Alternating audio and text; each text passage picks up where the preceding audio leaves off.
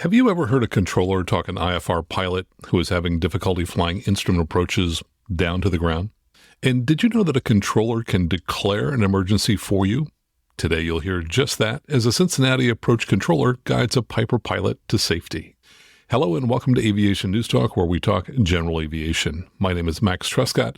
I've been flying for 50 years. I'm the author of several books and the 2008 National Flight Instructor of the Year. And my mission is to help you become the safest possible pilot. Last week, we talked about how the rules differ for flying IFR into and out of an airport with no instrument approach. So if you didn't hear that episode, you may want to check it out at aviationnewstalk.com/311. And if you're new to the show, take a moment right now, reach out and touch either the subscribe key, or if you're using the Apple Podcast app, the follow key, so that next week's episode is downloaded for free. But first, let me remind you that this is a listener-supported show, and if you're listening to my voice, hey, you're a listener. And we have a few new ways that you can show your love and support for the show. Just go out to our new support page at aviationnewstalk.com/support, and you'll find links there where you can support the show via PayPal, Venmo, the Cash App, Zelle, and Patreon. And when you make a donation, I'll read your name on the show. Coming up in the news for the week of January 22nd, 2024, a pilot steals a Cessna 172 and apparently commits suicide. NetJets has a new mandatory retirement age. And a Delta Airlines jet lost a part while taxiing. All this and more, and the news starts now. From FlyingMag.com, private pilot allegedly commits suicide by airplane. Authorities in East Texas are investigating what appears to be a suicide by airplane on the night of Wednesday, January 24th. The Texas Department of Public Safety said that a 2023 Cessna 172 Skyhawk was stolen from the ATP flight school at Addison Airport, just north of Dallas, by a 23-year-old man from North Carolina who was alone in the airplane. The FAA pilot database shows that he was issued a first-class medical in May and held a private pilot certificate with an instrument rating issued in December. The aircraft took off, climbed to 11,000 feet before entering a dive. Authorities stated that the man left a suicide note at his residence. Here in the U.S., 988 is the new number for the Suicide and Crisis Lifeline. The Lifeline is a network of over 200 crisis centers in the U.S. that offers 24/7 access to trained crisis counselors, and it can be reached by dialing just 988. From KATV.com, 62-year-old pilot killed in crash at Little Rock Airport. The 62-year-old pilot of a single-engine Cirrus SR-22 died in a crash on Sunday while attempting to take off from a Little Rock airport. According to police, the pilot died when the plane he was flying crashed at the north end of the airport near the cargo area. Preliminary information by the NTSB said the aircraft crashed upon departure about 1:20 p.m. after reporting loss of engine power. The NTSB said a post-impact fire ensued at the airport. The pilot was pronounced dead at the scene. From GeneralAviationNews.com, Delta Hawk begins development of an engine package for the Vans RV-14. Delta Hawk Engines has begun engineering development of a firewall-forward installation package for the new DHK family of FAA-certified jet fuel-powered piston engines for Vans RV-14 aircraft. The first installation will be aboard an RV-14 with the aircraft anticipated to fly during late spring of 2024. Built in Racine, Wisconsin, the Delta Hawk DHK 180 received FAA type certification in 2023, and the company is now moving towards production. Delta Hawk is developing a similar package for the Bearhawk aircraft four-place model. The Delta Hawk DHK 180 is a jet-fueled piston engine that produces 180 horsepower at 2,600 RPM. It also has a continuous power output of 135 horsepower at 2,200 RPM. In other news, from avweb.com, NetJets has adopted a mandatory retirement age of 70 for pilots and let go about 100 pilots earlier this month. Business Jet Traveler reported the pilots were terminated on January 10th. Some of those pilots have launched a lawsuit against NetJets trying to overturn the age cap. Congress gave Part 91K and Part 135 operators the right to set the retirement age in an omnibus bill in December of 2022.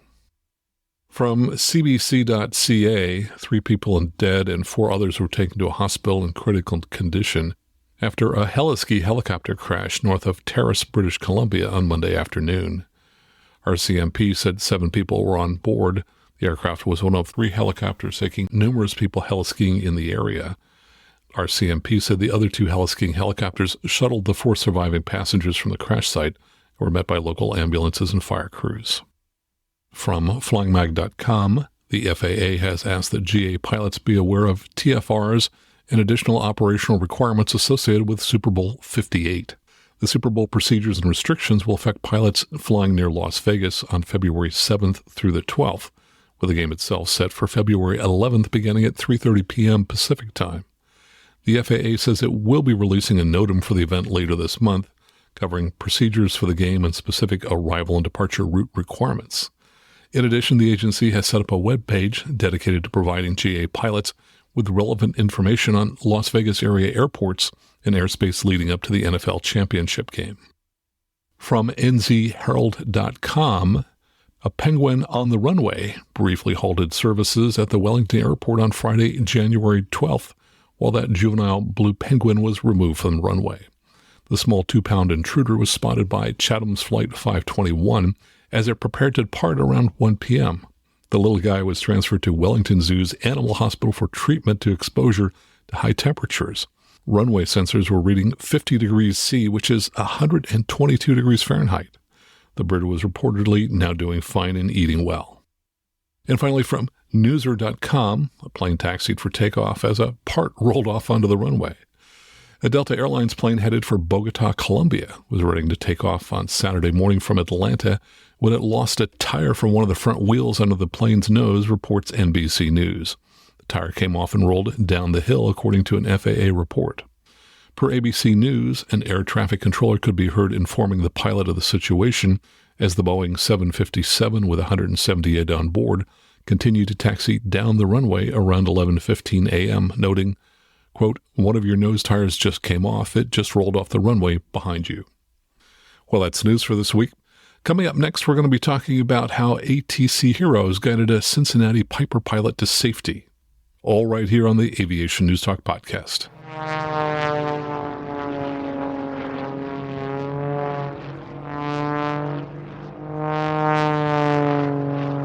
Let's start with the good news. First, congratulations to Patreon supporter Greg Zurcher, who passed his instrument rating.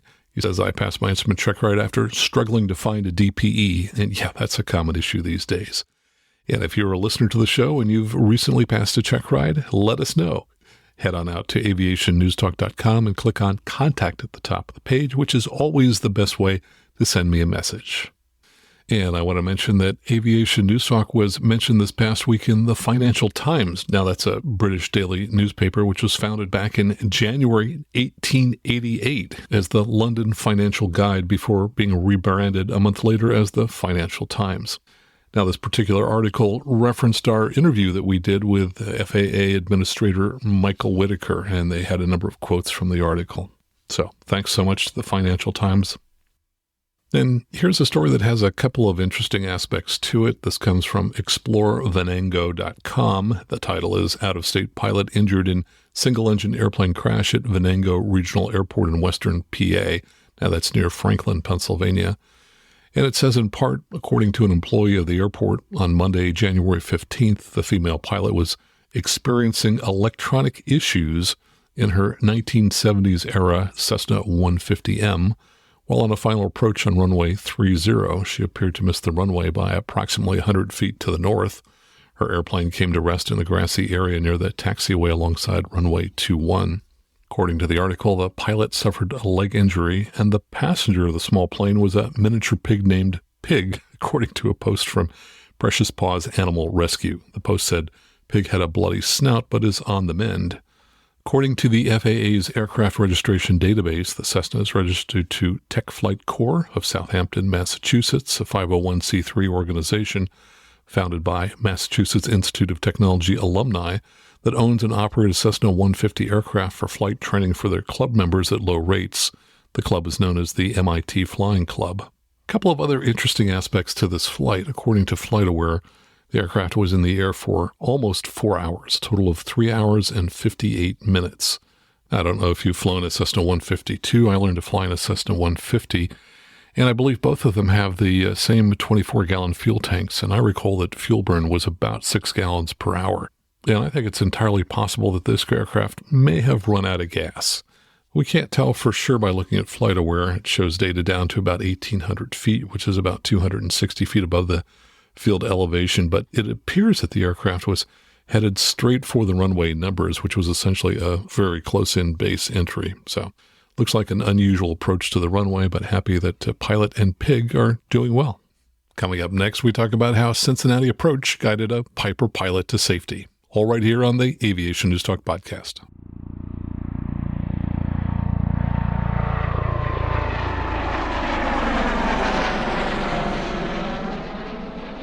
We talk a lot on this show about emergencies that didn't turn out well, and that's probably because those emergencies are widely reported in the news and in NTSB reports. Emergencies with successful outcomes rarely make it into the news, and so you and I are less likely to hear about them, and if I don't hear about them, they definitely won't make it onto the show. So I'm happy to tell you up front that this story has a happy ending and that the pilot, who was having difficulties, was able to successfully land with the help of ATC. First, my thanks to Patreon mega supporter Rick Miller, who first brought this story to my attention a year ago. Yes, sometimes it does take that long for me to get to some of the story ideas that you bring to me. And please keep contacting me with your news tips and story ideas, as those provide the inspiration for many of the best stories that we share here. This story begins in the afternoon of Wednesday, December 7th, 2022. Rick tells us that the Cincinnati, Ohio area had been IMC all day, and that a single-engine Piper based at Hogan Field, that's KHAO, near Cincinnati, was flying instrument approaches in IMC conditions with the help of Cincinnati Approach. Earlier this week, I spoke with a pilot, but he didn't want to participate in the broadcast, but he did say that he didn't experience any equipment failures during the flight. But this story is really about ATC and how they helped this pilot and how they may be able to help you if you ever encounter difficulties while flying. By the way, all of the ATC audio you hear today is courtesy of liveatc.net. For the most part, we can't hear the pilot side of the transmissions, and when we do, the quality is poor. However, we still get a good picture of how this all unfolded just from the ATC side of the conversation. The aircraft departed Hogan Field, located under the northern portion of the Cincinnati Class Bravo, and its first two instrument approaches went relatively well. It flew to the southeast at 4,000 feet and was given vectors to the RNAV GPS 3 right approach at KLUK, which is Lunken Field. After flying a low approach to minimums, it flew north to fly the RNAV GPS runway 1 approach at I-68, which is the Warren County Airport. The aircraft again flew a low approach to minimums and departed to the south with a plan to fly the RNAV GPS 29 back into Hogan Field. To do that, Cincinnati Approach issued a series of vectors and ultimately told the aircraft to fly a heading of 260 and join the runway 29 approach course. About 3 minutes later, the controller said that the aircraft was a beam Bernie, the initial approach fix, and that it was cleared for the approach. About 20 seconds later, the controller said, "It appears that you're south of the final approach course. You can turn to a heading of 310. About 90 seconds later, a different controller came on the frequency and talked to the aircraft. Perhaps he was a supervisor called in to assist, as we briefly continue to hear both controllers on frequency, which is uncommon, but more likely it was just a controller change with a new controller jumping in to assist before they'd completed the briefing and hand off to the new controller. Now here's what that new controller said. Over 881, you appear to be kind of all over the place. Do you want us to give you another vector, or do you have the final approach course? Okay, we can bring you back around again if you'd like. Just let us know you're kind of all over the place. About a minute later, we hear this. Note that the approach clearance for another aircraft is canceled, presumably so that ATC could get the aircraft back onto the approach as quickly as possible. For 881, are you doing okay, or are you going to bring you back around? Okay, for 881, maintain 3,000 and cancel your approach clearance, turn right heading 030. ATC then gives the aircraft a turn to 010 and then later asks this question. For 47881, do you want me to bring you in right now? Okay, turn right heading 210, November 881. They later issue another turn, this time to a heading of 210, and then we hear this.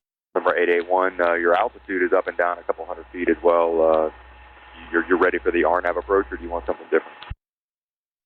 Okay. Again, the controller is doing a great job of saying what he's observing and trying to figure out if another approach would be more helpful for the pilot. The pilot apparently says he wants to try again with the same approach back into his home airport, and later we hear this. November 881, turn right heading 260, join the final approach course. Later, the controller clears the pilot for the approach. November 881, you're 5 miles from Holger, maintain 3,000 till established on the final approach course, cleared RNAV runway 29.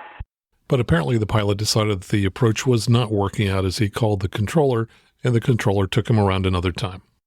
Okay, yep, number 881, no problem. Maintain 3,000 and fly heading 180. And I'm going to still just make you number one. We'll get you in there before anybody else. So just let me know if you want no gyro vectors or something different, and also if you need to declare an emergency. Again, the controller is trying to be helpful. He recognizes that the pilot is having difficulty holding headings and offers to give no gyro vectors. According to the AIM, the Aeronautical Information Manual, a no gyro approach is available to a pilot under radar control who experiences circumstances wherein the directional gyro or other stabilized compass is inoperative or inaccurate. When this occurs, the pilot should so advise ATC and request a no gyro vector or approach. Pilots of aircraft not equipped with a directional gyro or other stabilized compass who desire radar handling may also request a no gyro vector or approach. The pilot should make all turns at standard rate and should execute the turn immediately upon receipt of instructions. For example, turn right or stop turn. When a surveillance or precision approach is made, the pilot will be advised after the aircraft has been turned on to final approach to make turns at half standard rate. Note that the controller also said for the pilot to let him know, quote, if you need to declare an emergency. So that's a subtle way for the controller to hint to a pilot that the controller suspects that there may be some kind of an issue and that the pilot might want to declare an emergency. Because when an emergency is declared, a pilot will get even more attention and service from ATC. And although we can't hear what the pilot said, it's apparent that the pilot didn't declare an emergency. The controller then issues a vector for the aircraft and notifies another aircraft that he's going to be delayed so the controller can get the aircraft with issues on the ground as quickly as possible. We're 881, turn left heading 180, maintain 3,000. November 53417, I have to keep you out for just a minute. We got somebody ahead of you that's having a little bit of an issue. So turn left heading 180, maintain 3,000. The controller next issues a heading of 030, and then we hear this. November 881, can you hold a heading? Trying to get around 030. Okay, just let me know if you can hold a heading, okay? I think I'm doing okay. The controller recognizes that the aircraft has been having difficulty holding a heading, and he's trying to find out if the pilot has resolved whatever issues he's been having. Next, the controller does what he's been doing well, which is asking questions and offering options. November 881, do you want a vector for the RNAV again, or you want to do something different? If it looks to you like I'm holding heading now, then let's go for the approach. Okay, 881, yeah, it looks good to me. And which approach you broke up? 29. The RNAV 29. Okay, I'll have a vector for you in about a mile. The controller then tells the pilot to turn to 310 and join the approach course. After that, we hear the following series of transmissions from the controller, and I've removed the silence between the transmissions to save time. November 47881, you're 5 miles from Holger, maintain 3,000 until established on the final approach course, cleared RNAV runway 29. 47881, do you look like you're on the final approach course now? Okay, do you want to stay with me or go over to advisors? Okay, 47881, report canceling IFR this frequency in the air or on the ground through the remote frequency. Change to advisor frequency approved. 47881, if you're still on frequency, I'm showing you north of the final approach course. Are you still on my frequency? Okay, you're okay? Okay. 47881, you're still north of the final approach course. Okay, are you going to continue? 47881, you said you're going to go around? All right, 47881, climb and maintain 3,000, fly heading 290. So now the pilot has failed to complete 2 instrument approaches in a row. On the second attempt, the aircraft oscillated left and right of the final approach course, showing the difficulty the pilot was having holding a heading, and he never descended more than a few hundred feet below the altitude for the final approach fix, so he was clearly not tracking the glide path either. Having watched all of this, the controller must realize this is now a fairly serious problem, and once again begins offering options. Here are the next several transmissions, and again I've removed the silence between transmissions to save time. November 47881, climb and maintain 4,000. 4,000. And do you want to try another approach at Butler County, or do you want to do something different? If you can take me back out to Bernie so I can do this nice and slow, I think I'll be okay. Okay, climb and maintain 4,000, we'll do that. And I just want to understand, you don't want me to declare an emergency for you? November 47881, turn left heading 180. November 881, turn left heading 110. Now things are about to get really serious. The pilot states that he's having some brief engine problems, though in our brief phone call, he told me that it turned out there were no equipment problems in the aircraft. Note that the pilot doesn't declare an emergency. However, the controller notifies him that he is declaring an emergency for him. The controller then starts shipping everyone else on frequency to other frequencies so that he can give 100% of his attention to the pilot. Here's how all of that unfolded, again with gaps between transmissions removed. 881, just so you know, your headings do look okay, and I'm showing you right now at 4,200. 881, stand by. I'm having some engine problems as well. I think I need to get down as soon as I can from it. Okay, number 881, change your destination to Lunken Airport. Lunken Airport's off your right side about 6 miles. And if you need to descend right now, descend and maintain 2,500. Down to 2,500, 881. For 881, I'm declaring an emergency for you. And again, your new destination is Lunken Airport. It's the closest airport to you off your right side. Descend and maintain 2,500. Turn right, heading 160. Right turn, heading 160. You're in a left turn, it looks like. All right, number 47881, you're in a left turn. If you can, make a right turn, and I'll tell you when to stop. This could be a no gyro vector. Keep your right turn going. And stop right there. I want you to stop your turn right now, 47881. For 9 Whiskey Charlie, I want you to change frequencies to, actually, turn right, hitting 030 right now. Please, 9 Whiskey Charlie. Right, 030.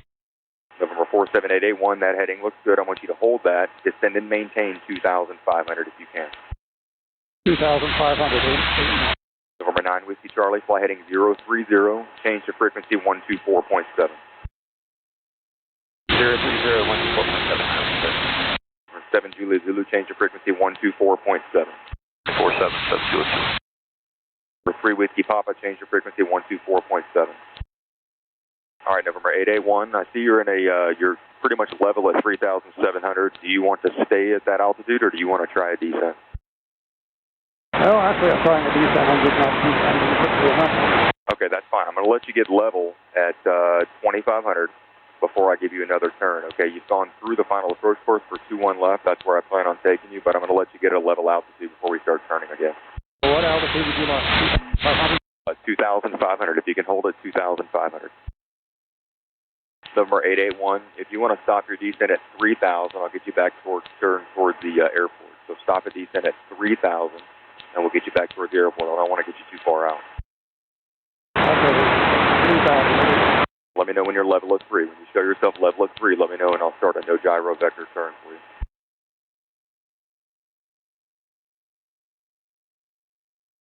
I'm showing level at 3,000. All right, number 881, no gyro vector. Number 881, do you want to set up for some sort of an instrument approach, maybe the ILS? Do you want to pull up the localizer, and we can track it inbound? All right, number 881, start a slow stop turn. You can stop your turn right now. 881, do you show yourself level? November 47881, do you show yourself level? Yes, 3,001. Okay. Do you want to pull up the localizer for 21 left and try and join it? I can give you a localizer frequency. November 47881, do you want a localizer frequency? Okay, localizer frequency for 21 left is 110.9er. You're about a mile from that localizer now. If you want to give me, if you want me to give you a no gyro turn to join it, we can do that. All right, number 881, I'm showing you in a turn again. Keep the wings level in the instrument, please, if you can. Keep your wings level. Number 881, let me know if you have the localizer pulled up and if you're ready to join it. That heading you're on right now looks very good. If you want to join the localizer for 21 left on that heading. Yep, it's just about, it's less than half a mile to your right now. Number 881, that heading looks great. To join the localizer, let me know if you capture it. Hey, vibration back. All right, number 881, I heard you said the vibration's back. Do you show yourself joining the localizer? I'm showing you southeast of it now. So if you can just hold that heading right now, keep your wings level at 3,000, 47881, just hold that heading. No. Okay. And the current weather at Lunken, they're showing 6-mile visibility with mist. The ceiling is overcast at 1,200. And that airport is at your 12 o'clock at about 8 miles. Okay. County X-rated aviation. All right, number 881, is the engine still vibrating at this time? Yes, it is. Okay. Do you want to try a descent to return, or you want to stay level right now? Let's try a descent. Okay. November 881, descend and maintain 2,500. Down to 2,500. November 881, do you still have the localizer pulled up? I have it pulled up, but the needle's way over to the right. Okay. Yeah, you're less than half a mile southeast of the localizer right now. Number 881, you're in IMC conditions, is that correct? Okay. And I'm showing you at 2,600. Are you level at 2,500 right now? I'm just getting down to 2,500 right now. Okay. Just be advised, that is as low as I'm legally allowed to take you. The ceilings they're showing at Lunken are 1,800 feet broken. 881. Actually, 1,200 feet broken. I'm not making any progress on the localizer. Is my heading looking okay? Your heading is looking fine. That you made a slight turn to the left about a mile and a half ago. I'm showing you just in a slight right turn now. And, I mean, you're pretty much on the localizer, but at this point, you're too close to the airport to run the approach. But the airport is at your 12 o'clock at about 4 miles. I know you're IMC, but that's how close to the airport you are. That's reassuring. I'm showing you a left turn now. You are back and forth a little bit on your heading, but your altitude looks good. You're showing 2,400 right now. You just need to let me know kind of what. 36 right, via Sierra, boy, 4243. We're trying to find airports that have higher ceilings. We can maybe get you in on a visual approach, but really there's no luck right now. So at this point, do you have a request, or do you just want to continue on the heading and that altitude? If we can you get me into Lunken this way? I'm not allowed to go any lower, and I don't feel comfortable giving you a descent due to the terrain. So no, I cannot give you a descent further right now. Maybe you can get me around and I can get on. Number 881, can you repeat that? All right, number 881, the highest obstacle in your area is 1,500 feet in the area you are. And I'm showing you in a descent right now. The airport, Lunken Airport, is off your right, less than a mile. If we could somehow get you down another 300-400 feet, you might be able to see the airport off your right side. Well, yeah, let's do this. All right, number 881, just continue with slow descent, and you're about to pass the airport off your right side now. 881. Number 881, let me know if you ever break out of the clouds. Number 881, at this point, Lunken Airport is behind you now. It's behind you off your right. Keep as close to it as you can. Okay, start a right turn. A right turn to about a 360 heading if you're looking at your gauge. 881, Lunken has the lights turned up as far as they can go, and as you make that right turn, it's 2 miles north of your position. You should break out of the clouds anytime. Keep that right turn going all the way around to about a 030 heading. And as you roll out right now, that airport's going to be about 1 o'clock and a mile and a half. It's just off your nose. It's going to be off your nose about a mile and a half as you continue around runway 3 right. Heading into ground contact. Okay. Can you descend another 200 feet? I'm getting some ground. If that's Miami, the first thing we're down there. You said you see the field? I don't see the field yet. Okay. It's right off your nose. The end of the runway is going to be at your 12 o'clock at about, it's less than half a mile. Got it. Let me get down. And Lunken says you are cleared to land 3 right. If you see 3 right off your right side, Lunken clears you to land. Cleared to land. 3 right. Do you see the field? You said you are or are not doing well. Okay, you should see the runway then off your left side, just ahead to your left. Number 881, Lunken says you're on the ground. Nice job. Contact Lunken Tower now, 118.7, please. Fortunately, this story, unlike many that we talk about, had a happy ending. The pilot is still alive, largely because of the assistance from the Cincinnati Approach controller, who is truly a hero. Note that he didn't clear the pilot for this last approach into Lunken Field. Instead, he had him dial in the localizer frequency, but then just coaxed him to descend through the clouds until he finally had some contact with the ground and then later with the airport. Talking the pilot down through the clouds, rather than have him try to fly another instrument approach, made a lot of sense, as this pilot was clearly having problems, and it was uncertain as to whether he'd be able to successfully fly an approach. To me, and I'm sure to you, this controller appears to have done an outstanding job of saving the pilot. NATCA, the National Air Traffic Controllers Association, honors controllers each year with their Archie League Medal of Safety Awards, and I hope they'll consider this controller for the award, as his work was exemplary and clearly saved a pilot who was in trouble. As for the pilot, clearly something changed mid-flight as he successfully flew 2 instrument approaches, but then had great difficulty holding a heading for the rest of the flight. He did a good job, too, in that he followed ATC instructions as best he could, and by working together with the controller, he was able to get back on the ground safely.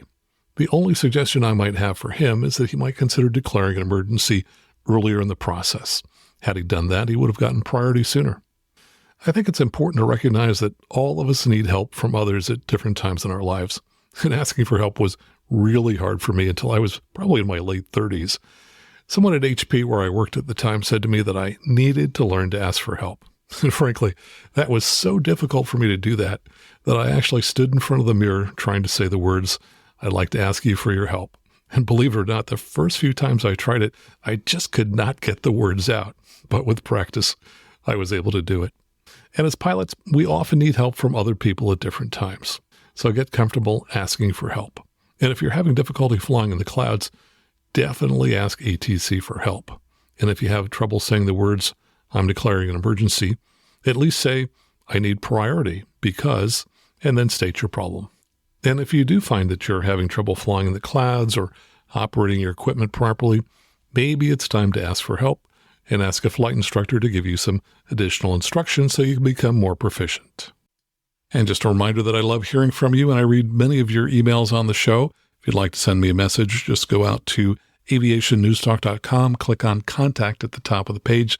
That's absolutely the best way to send me a message. And of course, I also want to thank everyone who supports the show in one of the following ways. We love it when you join the club and sign up at aviationnewstalk.com/support to support the show financially. You can also do that at aviationnewstalk.com/PayPal. We also love it when you leave a 5-star review on whatever app that you're listening to us on now. And of course, if you're in the market for a headset, please consider buying a Lightspeed headset and using one of the links in our show notes, because if you use those links, they will donate to help support the show. So until next time, fly safely, have fun, and keep the blue side up. And remember that you can always go around. You can always go around. If it don't look right coming down, don't wait until your side's baby sliding upside down.